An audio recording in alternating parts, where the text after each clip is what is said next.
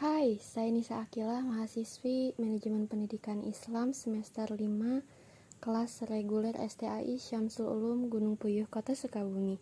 Di sini saya akan mempresentasikan mengenai konsep dimensi mutu, performansi mutu, memahami pelanggan dan kepuasannya pada mata kuliah Sistem Penjaminan Mutu Pendidikan yang didoseni oleh Ibu Yulantiarni Legistia SPDI MPD.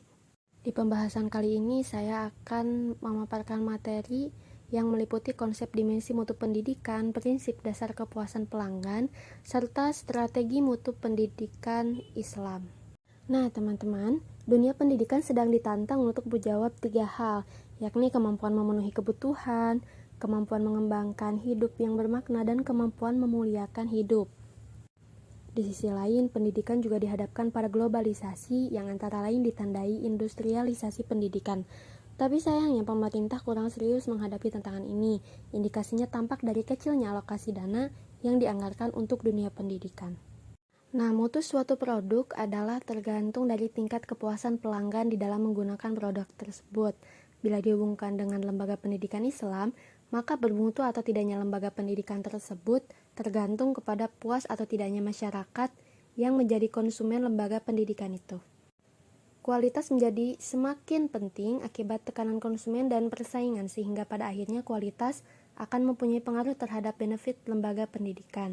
Konsep penjaminan mutu tersebut dapat dijabarkan menjadi berbagai dimensi, seperti komitmen manajemen puncak, fokus kepada konsumen, pemberdayaan karyawan, kualitas desain produk jasa, penggunaan alat kontrol, manajemen kualitas pemasok, dan juga pelatihan.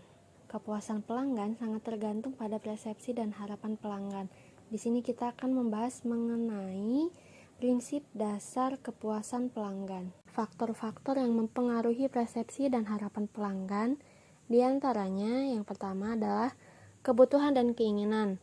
Pengalaman masa lalu terdahulu ketika mengkonsumsi produk dan layanan, baik dari perusahaan atau lembaga maupun pesaing-pesaingnya. Yang ketiga, pengalaman teman-teman. Cerita teman pelanggan tentang kualitas produk atau layanan. Yang terakhir adalah komunikasi melalui iklan dan pemasaran, atau persepsi ini yang timbul dari image periklanan dan pemasaran yang akan dilakukan oleh perusahaan atau lembaga. Perkembangan lembaga pendidikan yang begitu pesat membuat persaingan ketat terjadi antara lembaga satu dengan lembaga lainnya. Maka ini berarti lembaga yang bermutulah yang paling banyak diincar oleh konsumen. Perkembangan lembaga pendidikan yang begitu pesat membuat persaingan ketat terjadi antara lembaga satu dengan lembaga lainnya. Maka ini berarti lembaga yang bermutulah yang paling banyak diincar oleh konsumen. Meskipun konsumen hanya mengukur mutu lembaga pendidikan secara asal, menggunakan parameter sederhana seperti akreditasi lembaga, hasil ujian, dan banyaknya siswa yang berprestasi. Secara klasik, pengertian mutu atau quality ini menunjukkan sifat yang menggambarkan derajat baiknya barang atau jasa yang diproduksi atau dipasok oleh suatu lembaga dengan kriteria tertentu. Ada beberapa usaha yang bisa dilakukan untuk meningkatkan mutu lembaga pendidikan Islam. Sesungguhnya sudah tertuang dalam strategi pendidikan Islam yang didasarkan pada arah dan kebijakan pendidikan Islam yang secara ringkas akan dirangkum diantaranya yang pertama, peningkatan mutu dan relevansi pendidikan agama Islam. 2. Peningkatan akses mutu, relevansi, dan daya saing pendidikan keagamaan Islam. 3. Peningkatan akses mutu dan relevansi madrasah.